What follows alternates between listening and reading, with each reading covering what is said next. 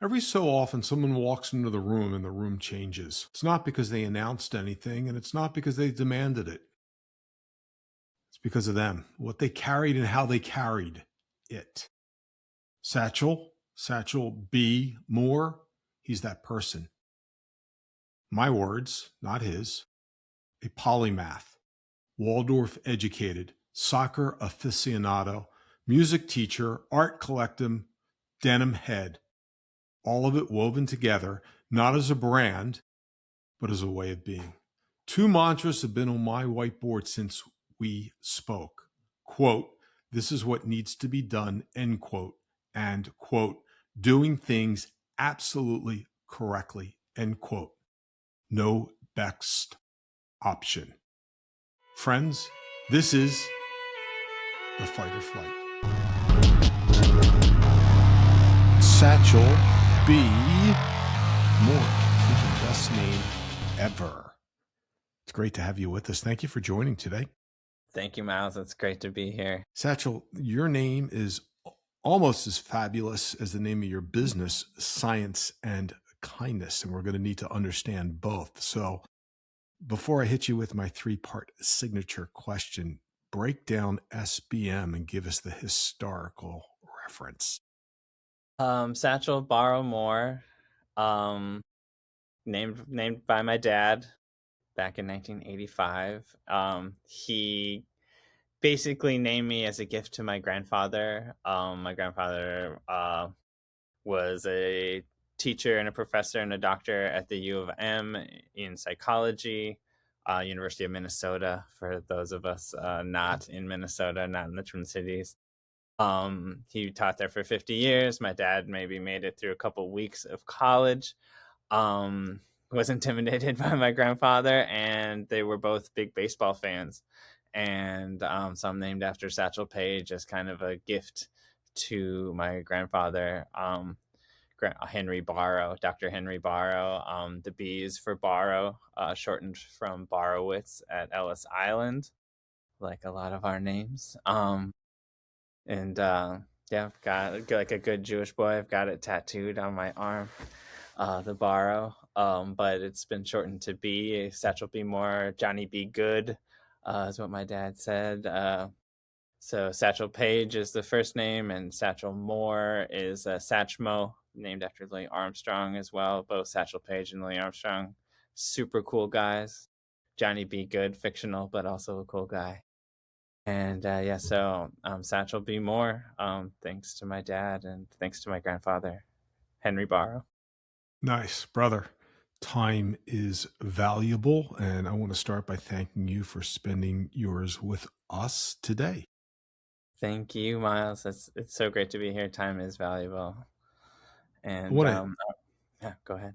I want to hit you with our three-part signature question in a manner of bringing you closer to our audience, and then I want to unpack what makes you uniquely you, which is something special. So, Satchel B. Moore, who are you?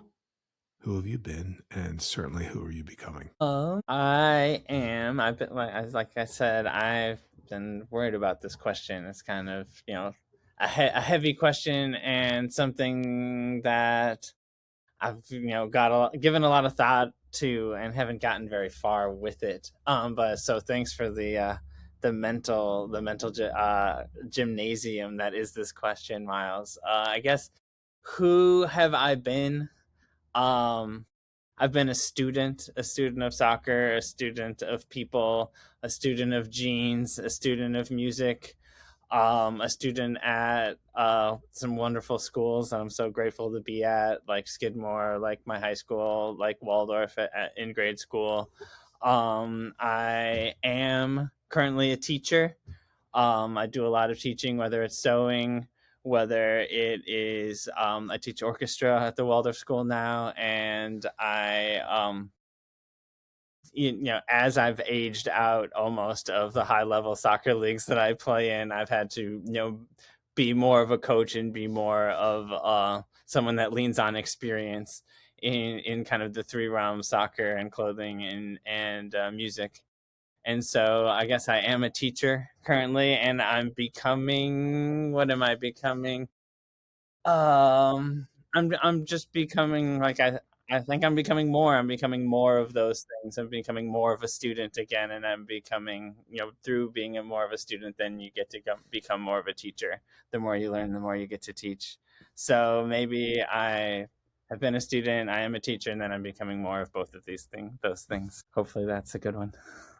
It's great. I'm just sitting with it, contemplating for a minute, because there's more to it, and it's how I experience you. I experience you and our earlier conversations getting ready for the podcast as a provocateur in the best way possible. Every time I engage with you, I have something to think about as it relates to myself.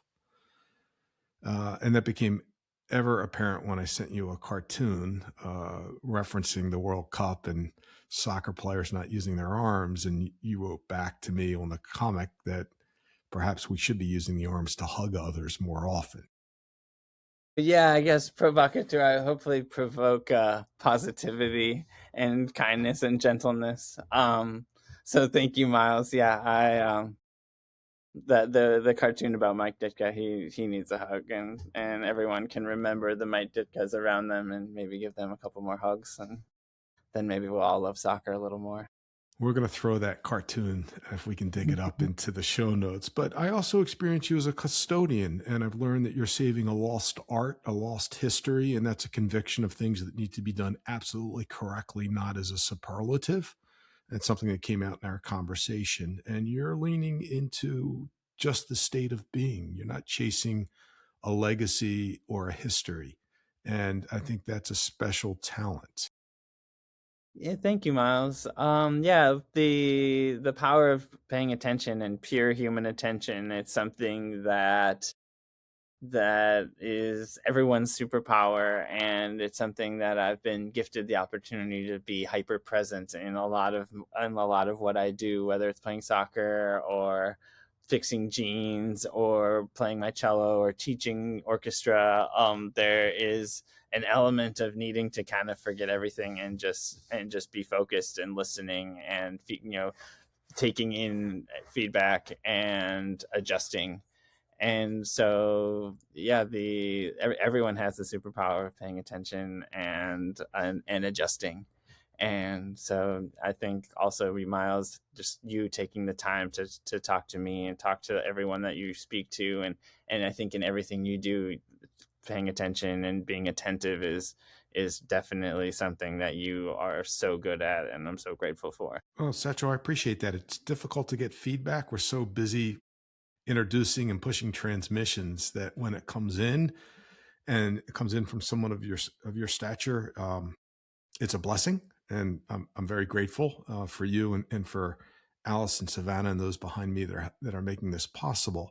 Uh, and the lesson that I've taken from our engagement is more humanness. And I've been on a war path for several years now as AI has come into the vocabulary. And I love tech.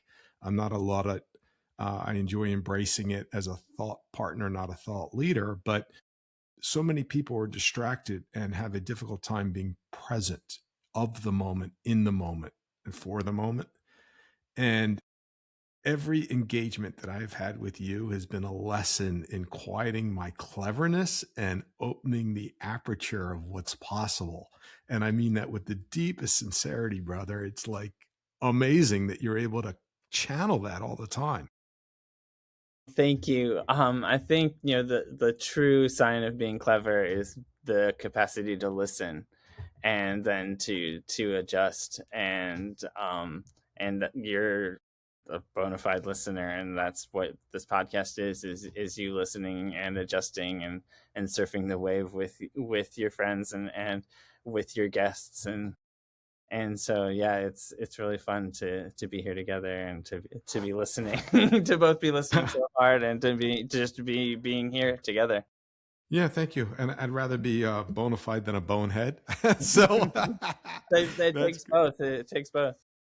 thank you. Listen, I recognize that you had a non traditional education, and I would like to think that attributes to you being able to listen actively, not passively. And perhaps you can explain to us your education, not as a school per se, but the overarching construct and how that philosophy has informed and inspired everything you do.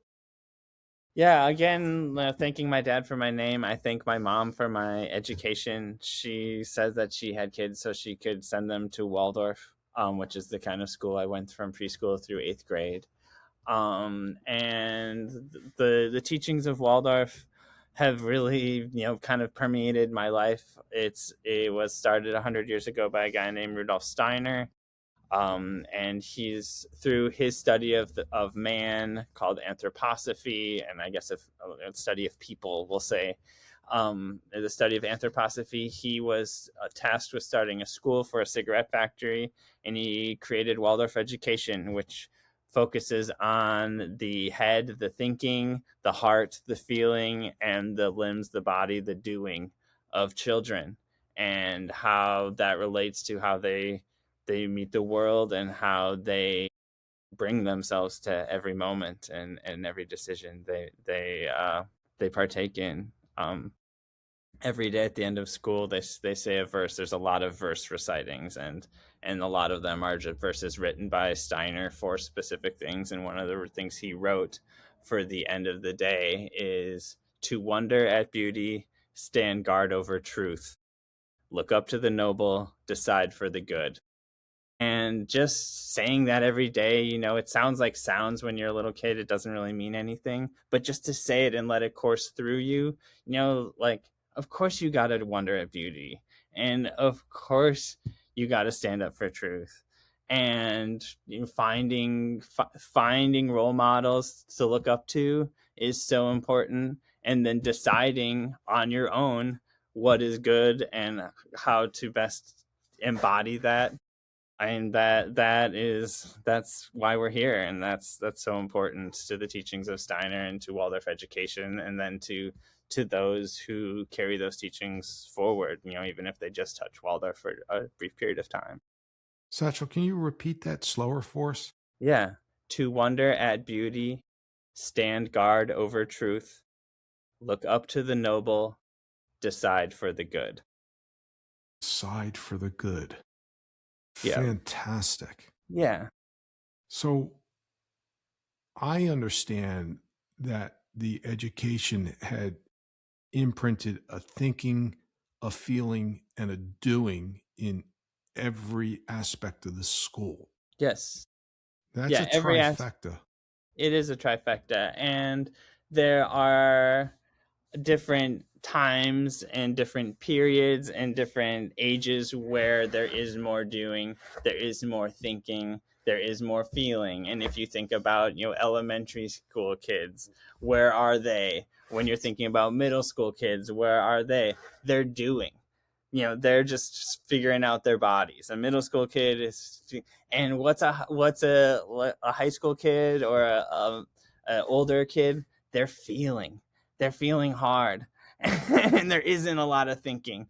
And so having your education kind of be built around where you are developmentally helps so much to be understood as a doing person in fourth grade, to be thought of as someone who's just developing how to think in first grade and second grade and kindergarten and third grade. That's such a wonderful way to be taught, and such a wonderful way to learn, where the teachings and the lessons aren't just prescribed, sit in a desk and do this all day. And of course there's plenty of sitting in desks, but it's more, we have, there's an hour, 2 hours of recess every day, regardless of your age, because your body has to be doing stuff. You can't be thinking all day and not doing, and you can't be feeling all day and not thinking, and you can't be doing all day without thinking or feeling. You have to find a balance. And Waldorf that's what courses through Waldorf every day is the balance of those three things, age appropriate. I want to get into denimology, and why you're a world expert on that subject matter. But before we do that, I want to lean even deeper into the Waldorf education and that architecture that influenced you. Most people are educated into compliance. You were educated into a sense of curiosity. Certainly. Yeah. When did you notice that happening? It's really interesting because, most of it is absolute torture when you're just a little boy, when you're in first grade and you got to be wondering at beauty and drawing and knitting and, playing your flute and doing all the stuff that is decidedly ungrunge and decidedly unpunk and decidedly unkirby puckett. It's or on Ghostbusters. It's like so far from that. It's like the next thing from just being in the woods with your family all day is being at Waldorf and drawing flowers and gardening and singing songs together in a circle, in the forest. It is a completely different universe from where you want to be as a fifth grade boy or as an eighth grade boy. But you start to notice, you notice it in weird ways when it was Spirit Week in school and we had to dress, certain ways. All of a sudden, like, oh, handwork class, I can sew, I can add extra blue to anything. Or if it's like a geography quiz, you can't just leave the the page white. The there's a whole rich universe that you can shade. If it's a map, like, color it in, make it exciting. And so it just kind of, it makes you just this little box of creative wonder. And because you're so kind of secluded at a Waldorf school, um you don't know what's weird and what's not. And so just like the creativeness and the music and the art and the wonder just kind of carries on. And all of a sudden you're doing stuff that you had no plan on ever doing, just because you can, or just because your curiosity led there.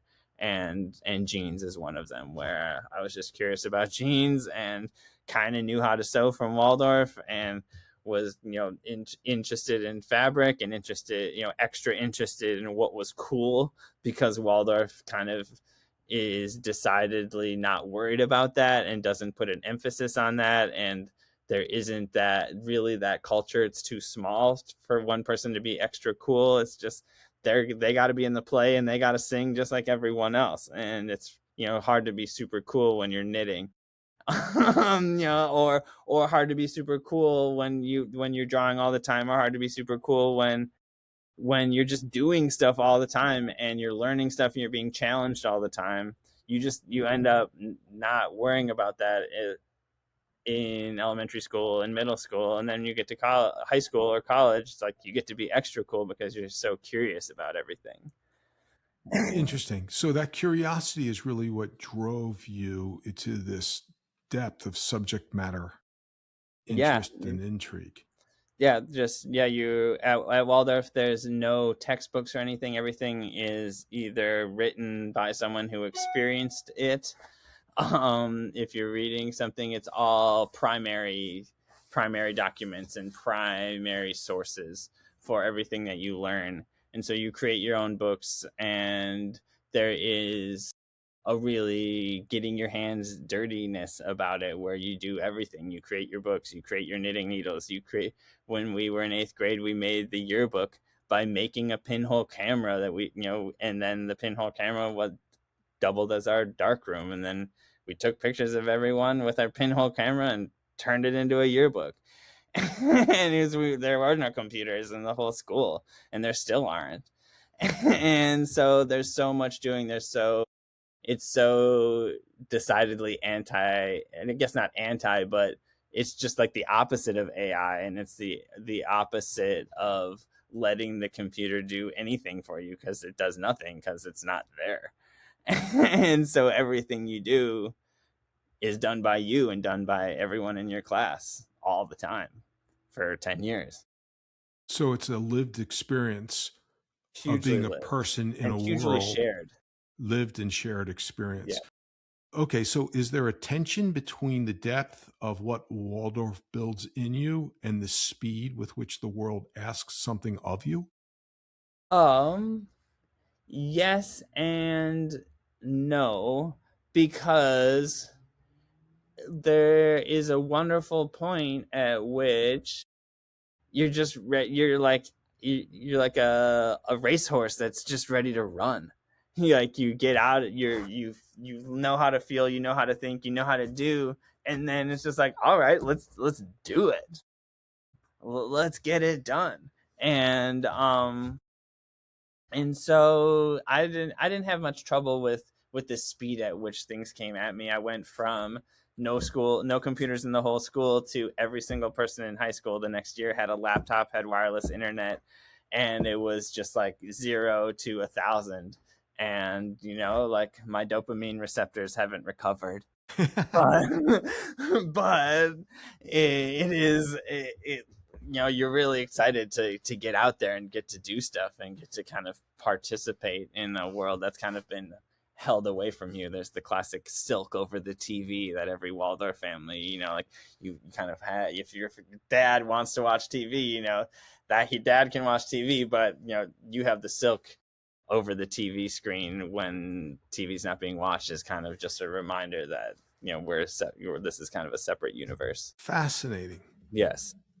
And how inspired. So you build a shop. I'm fast forwarding, but you Yeah. build a shop, not a store, not a studio, not a workroom, but a place where people and product can express themselves. Is that Yeah. fair? Is that a fair Yeah, assessment? totally. It's interesting. I took a entrepreneurship class in college, and it was I don't know how we filled an entire semester, but we did. But the only thing I took away is that like entrepreneurship is problem solving. And there was a point in my life where the problem was I couldn't find the right pants. And then I got really into jeans and couldn't buy them anywhere. Then I could buy them online. I could buy them in New York, but I wanted to buy them in Minnesota. And so then, I sold jeans, and once there was a place to buy jeans, I didn't feel like, oh, I need to create more jean selling place. The jean culture had been built, and the retail avenues had been established. And then the next thing was, oh, well, once I have my jeans, unfortunately they're a consumable good. And so it was time to learn how to fix them. And I had several different avenues of fixing them, whether it was sending them to a local tailor or having friends fix them. And eventually the shop was built in my apartment, in my loft, where I had space. And it grew to, during COVID, I had like 3 or 4 people there several days a week in my apartment, with my partner sleeping on in bed, and people showing up at 9 a.m. to work. And eventually that grew into having our own space, having a building, again, just giving people keys and having a pile of stuff to do, and whoever feels like showing up and tackling a project, that's probably the right project for them. And it's a great way to build a studio, and it's a great way to empower people to express themselves and to get things done. If they feel like doing something mindless, they can do just like simple crotch repairs where it's just, you don't really have to think. Or if they want to do something more creative, or that they make more decisions, there's always something to do, and always an interesting project to be had. Part of building this business has just been not saying no, and just taking on the projects as they come, and figuring them out, and kind of banking on people's trust that we're gonna do right by their garments, and right by them, and right by our skill set, and right by the tools we have and the resources we have available. And it's been really fun to build a community of people that are just like all of us, and just like any entrepreneur, just constantly problem solving and constantly bringing whatever resources they have to the table to get these problems done, and get projects in and out the door. And Fantastic. I feel like I got ahead of my skis here. So let me pull us back for just a moment. yeah. For listeners, our audience that may not be familiar with where you are, what your shop is, and what you do, can you take us through the fundamentals of where you're located, what your day in and day out work is, the services that you provide, and the change you seek to make? Yeah, we're Science and Kindness. We're located in St. Paul, Minnesota. Say about half of our business is local drop-offs by appointment, and half our business is mail in.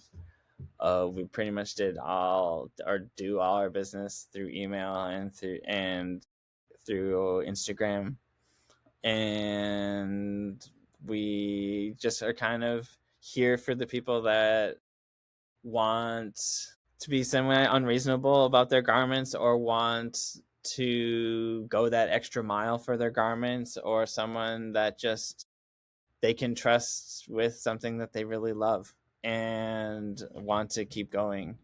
We offer most first and foremost, we offer denim repair, whether it's a hole in your crotch or knee or pocket rip or whatever, just like making holes kind of go away and addressing them so you can keep wearing your pants. It's like first and foremost what we love, what our best service to the universe is just taking good care of the holes in people's jeans and in their garments.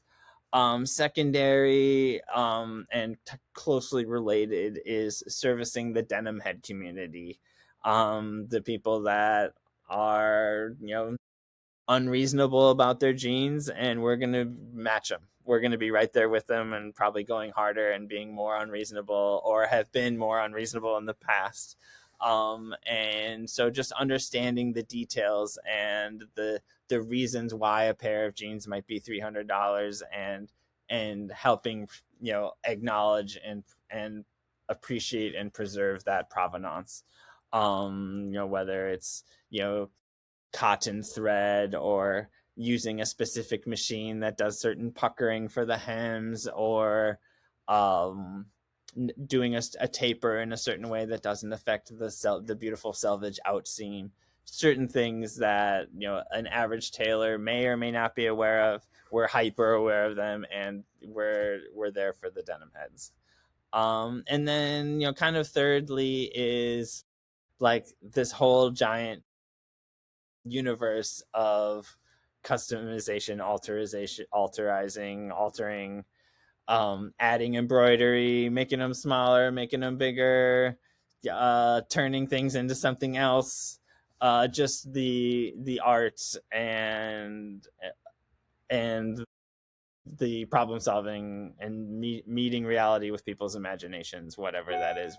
If they see a different future for their garment or their item, we're here to kind of meet their future with their present, and see what their dreams and meet their dreams. We've had some really, really fun projects come just from people having a dream, and we'll try to make it happen.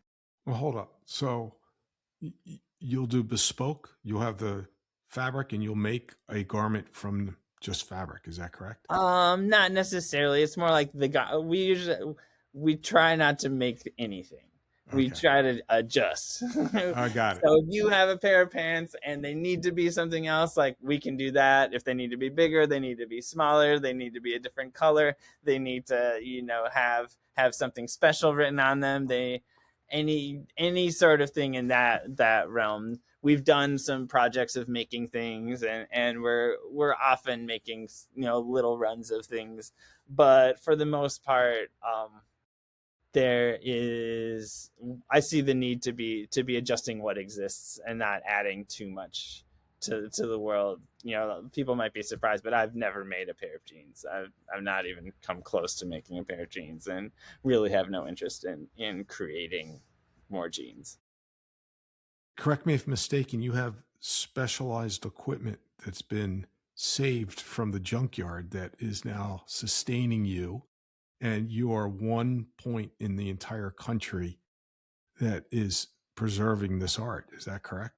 Yeah, part of the servicing the denim heads is using the old machines that jeans used to be made on, and so we've got several old machines. This is an old shoe patching machine that's probably, I think it's between 80 and 100 years old, and it's run, you can see it's got a pedal. It's just ancient technology, and it works great. And or not ancient, but old technology, and it works great. And sometimes, like with our hemming machine that does the right little pucker, it doesn't work great. It works just the way it used to work. And a puckery hem is not something that is acceptable to a new pair of jeans in 2026 for 99% of people. But for the Denimhead, this little puckery hem is kind of just a symbol that we're going the extra mile and we're not cutting corners. And so we have an old hemming machine that puckers the hem and makes it nice and twisty, and does a cool little diagonal rope pattern at the bottom that you used to see on old Levi's. And yeah, so we have a lot of old machines that we really lean on, and keeping them going is part of the continual problem solving, and just part of our relationship with being present. It's like you can't count on a machine necessarily, so hopefully you have redundancies so that you can match your promises and meet your promises. But that makes it exciting, because I've had way more fun driving old cars 60 miles an hour than driving a new car 100 miles an hour.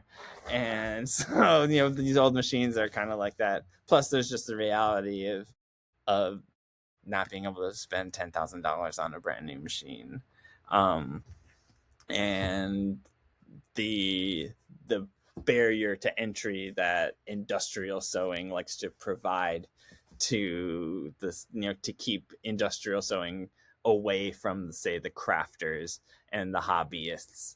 And we kind of sit right in the middle, where we have an address, we've been sewing for a long time, and we have a reputation, but we're just a couple people in a room.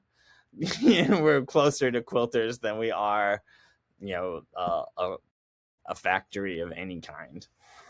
But we get to kind of play in both, we get to have our feet in both pots. And there's a decidedly kind of uncraftiness about fixing jeans, in that it's very, very type B.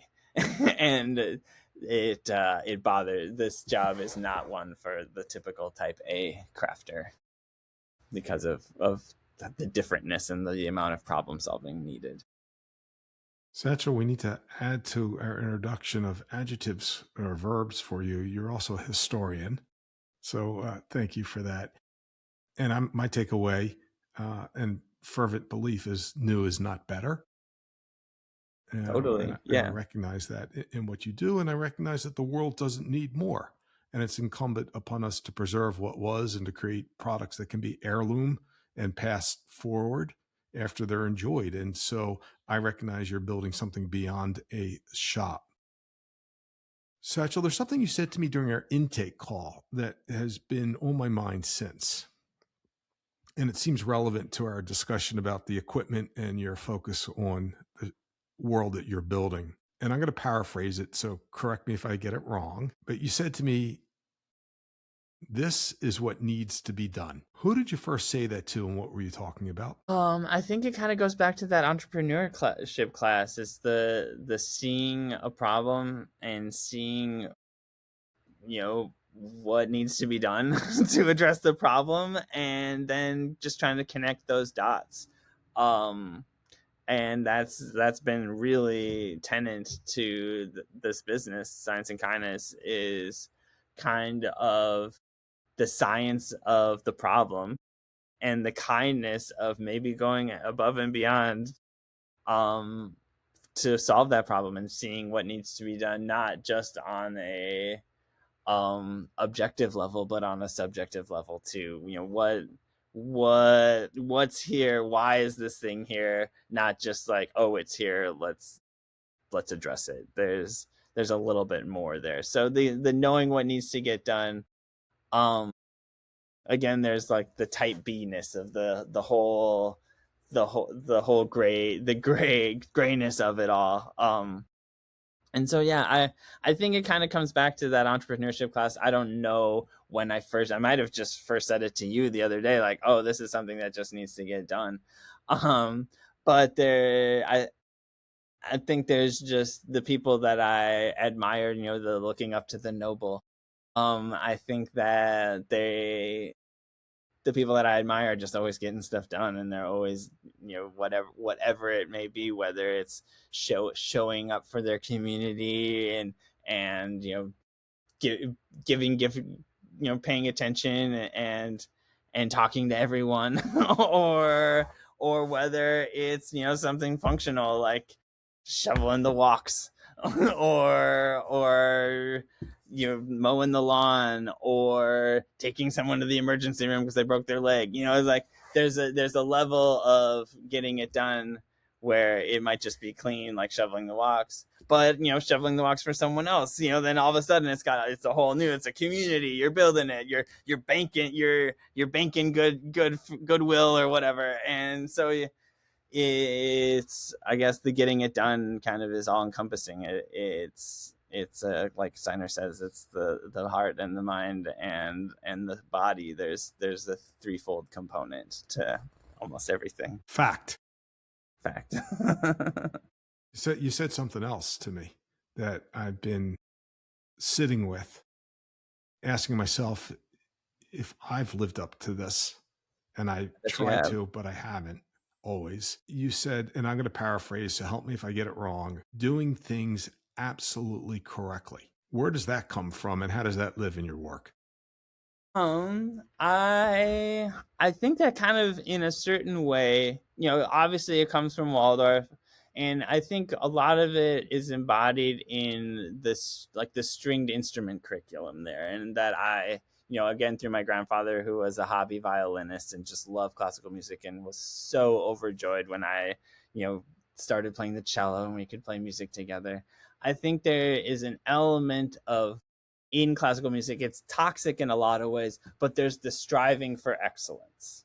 It's like there's no being in perfect tune, but you're trying, especially on a stringed instrument. And that's why Rudolf Steiner has every third grader choose violin or viola or cello, is that there's no frets, there's no buttons. Like, if you're the best student in the class and you're playing perfectly in tune, you are out of tune because there's people who are out of tune in the class that you could adjust to make sound better. And so there's an element of being there together, and again, actively listening and actively adjusting, that's like always a strive for excellence.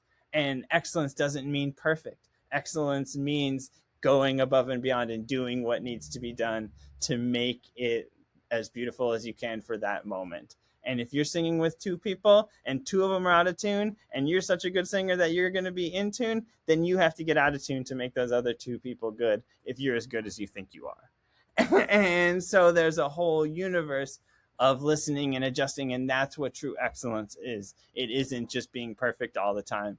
It's about being appropriate for the moment and bringing your best self, and letting other people shine, and making sure that you that you're being there in support of almost a greater cause, whatever that is, in support of the combined excellence. And so doing things absolutely right, I think, comes from that, whether it's sewing a hem, where again, like, the best hem for our business is a kind of a wrinkly hem, but that's like what has made us excellent is, and what has given us success is going above and beyond into the point of intentional imperfection to make things right and to do things just the right way. Do you find that the exception to the rule? Do you find yourself as a lone survivor? No, because we're all doing it all the time. Within your room. Yeah, I think everyone is. That's on some level. Otherwise, we'd all be fighting all the time. You find that I'm talking about the broader context. Yeah.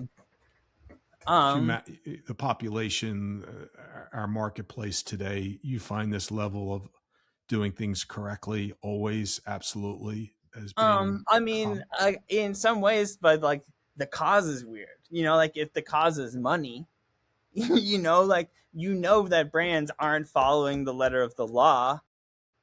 Every time they're not doing exactly what's right. They're not being perfect brands.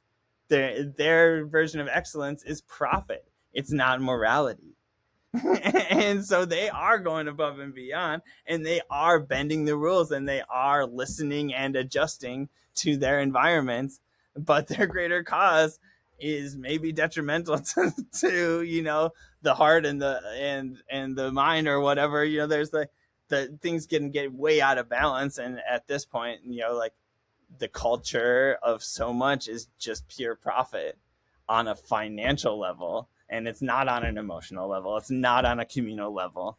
But there is there is a level of, like, the excellence of shareholder value going up so much because you're fudging it, because you're listening, and creating creating a feedback loop of listening and adjusting and listening and adjusting for the sake of profit, or for the sake of political gain, or for the sake of whatever it is. I think that is how you find success, is that listening and that adjusting, and it doesn't have to be pure communal positivity.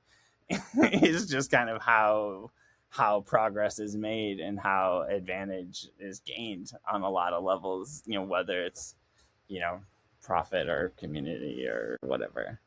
But there's a level of, like, disconnect, of course, between our political and our economic universes or cultures, and what us as humans I think need, which is connection. And just like, look at New York right now with the Knicks, or I'm an Arsenal fan. Look at, like, having 100 million Arsenal fans just, like, happy throughout the world. Like, I think the whole world felt Arsenal fans being happy. And even if you're a Manchester United fan and you're annoyed that Arsenal won, an extra 100 million happy people is a really great thing, and a really powerful thing that can carry around, can be spread pretty thickly.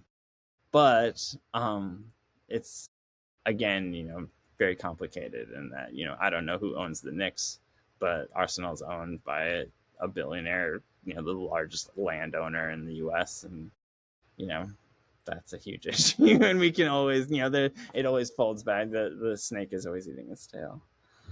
But hopefully the snake's enjoying its meal. This is precisely what the show is built for: stories and experiences and lessons. I couldn't wait to have you on as a Denimhead, because I appreciate the craft, but I knew that in our first call, what you shared reverberates much broader than your shop, and that your attention to detail is a characteristic that I don't find forever and ubiquitous today. I find that brands are screaming their credentials, their originality, their product assortment. I find science and Kirk to be science and kindness, not Kirk, science and kindness to be none of that. It doesn't have to be. And that the work is really your argument, and the restraint in all that you do is your philosophy. And I feel that that is applicable to every life challenge. And it all comes back to your ability to stay present in the moment and to listen acutely, which most people do not do. I believe that they can, though. I do as well. I celebrate your enthusiasm. I'm not being fatalistic or. Of course. I have a lot of pessimism in me, for sure. So, Satchel, we're coming up to the top of the hour. I'd like to do a quick rapid fire with you, if I may. I'd like to energy you up. First thing that comes to mind, 1 or 2 sentences. End on something that lands and stays with you. You ready? The denim piece nobody knows about, but that should be legendary. You got to thank Black people. Black people made denim cool, and no one talks about it. Soccer taught you something about craft that denim confirmed. Soccer taught me something about, like, you're always being sold to. You're always being sold to, whether it's someone pretending to kick it this way and go that way, or your favorite team, like someone's selling something to you. Fantastic. The musician or artist whose discipline you most respect. Um, the person home practicing when they could just be enjoying playing their instrument, like the balance between wanting to be better at your instrument and working for it, and the delayed gratification of that versus just playing what you know and what you're comfortable with and getting the gratification from that right now. So the people that are practicing. Nice.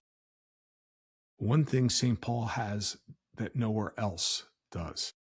Pho restaurants. Happy Pho Friday to anyone who celebrates.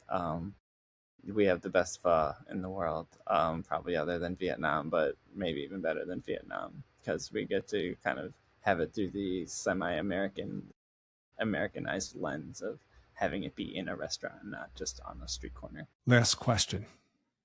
If someone would like to get in touch with you for a consultation, a collaboration, product tailoring, how would you like one to go about doing that? Through Science and Kindness, either Science and Kindness on Gmail, or at Science and Kindness on Instagram, or Science and Kindness at gmail.com. Be patient. My inboxes are gnarly, but I promise I'll get in touch as soon as I see it. Satchel, this has been an amazing conversation. Like in all that you've accomplished as a business owner, as a human being, as a community creator, as an employer, as one that inspires all of us to do better. It's a lesson that we can all take forward in all of our deliberations. You work from a place of inspiration. I know things are never easy for everything that you do, but desperation never bleeds to that conversation. So thank you for embodying that to us. And friends, family, and cohorts, this is the Fight or Flight podcast. If you've enjoyed this one, please remember to subscribe, to leave a note, to leave a rating, and by certain to send Satchel a message and get your denim to him for tailoring and adjustments. What is old is new again. Keep it going. Thank you, brother. Thank you, Miles. Super pleasure. So much fun.